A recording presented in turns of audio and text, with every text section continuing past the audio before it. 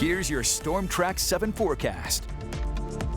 I'm Storm Track 7 meteorologist Danny Cassidy. For tonight into early tomorrow, we could maybe see a few chances of some isolated showers and storms, but I think much of the area is going to stay dry as we head into our Sunday. We'll look at future track together here, though. So for early on tonight, I think staying partly cloudy with, and I think we'll stay dry.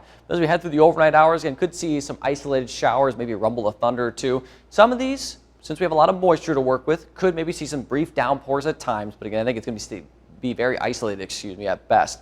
Then by noon tomorrow, we'll see those clouds thin out, and then the heat is going to be on for tomorrow. Overall tonight, low temperatures with that humidity on the higher side, not going to get much relief. Low temperatures in the low to mid 70s, very warm with that isolated storm chance. Now we do have Storm Track 7 yellow alert days for Sunday, Monday, and Tuesday, all for dangerous heat and humidity. Heat indices could eclipse 100 degrees on all 3 days, especially Monday, when some areas could get up to 110 degrees. And not only are we going to have heat on Tuesday, but the chance of strong to severe storms as well. I will say a lot of uncertainty lies with that. We'll talk about that here in a bit, but the heat is going to be the big story here over the next few days. A heat advisory in effect for much of the area Sunday afternoon and evening for eastern Iowa. And you might be thinking, okay, why are our eastern counties here not included? There's a warm front off to the west that'll be building in through the day tomorrow and then eventually move through on Monday. But you notice on the edge of your screen here, excessive heat warnings in western Iowa, as well as to the north in Minnesota there. Usually in metropolitan areas, they'll issue it a little bit ahead of time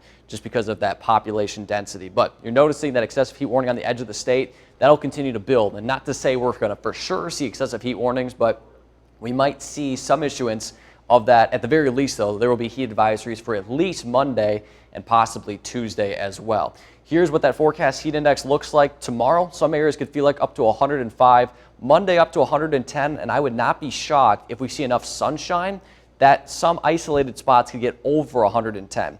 Tuesday for the western half will be hovering over 100, but for our central and eastern areas could maybe feel like up to 105. A cold front will move through Tuesday night and will feel a little bit better on Wednesday, but still pretty warm in the low 90s. Then Thursday again, mid to upper 80s there. So overall, for those dew points, that's going to be the big driver. It is going to be swimming kind of humidity. You're going to be able to feel kind of the moisture out there.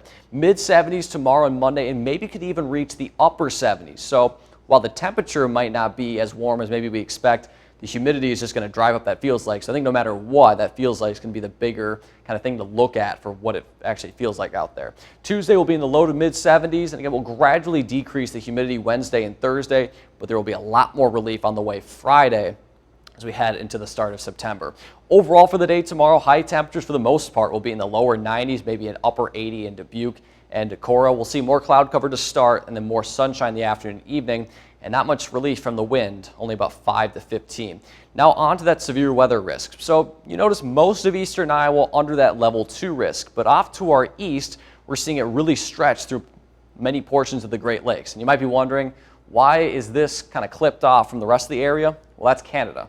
Where the United States or the SBC is only for the United States. That's why it gets clipped. But the reason why it's a little bit of an uncertain forecast, especially with this level 2 stretch so far, is where exactly the timing and location set up. So does that front move through a little bit earlier and initiate those storms during the day on Tuesday, or does it move more east and more towards the Great Lakes regions for those storms? But since we are in this level 2 risk and we have a lot of the ingredients there, if storms are able to fire off, much of the area could see strong, severe storms. The main threats for this would be damaging wind gusts and large hail. So we'll keep an eye on this, of course, and as things evolve and get closer to Tuesday, we'll keep you posted on how this all unfolds. Your city-by-city forecast for Waterloo, Dubuque, Cedar Rapids, and Iowa City.